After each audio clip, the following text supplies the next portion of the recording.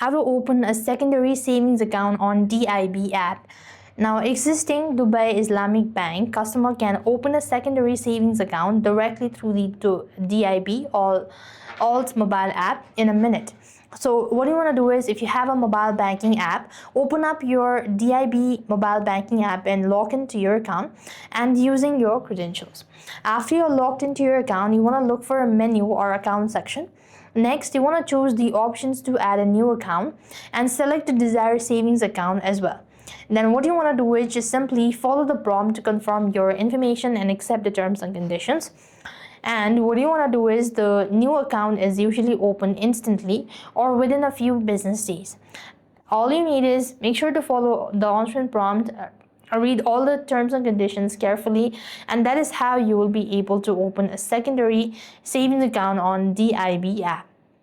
So that way you'll be able to open it up. If you're having any sort of issue, you can directly contact customer support, and that's how you'll be able to open a secondary savings account on DIB app. I hope the video was helpful. Make sure to like, share and subscribe. Thank you for watching. See you in the next video.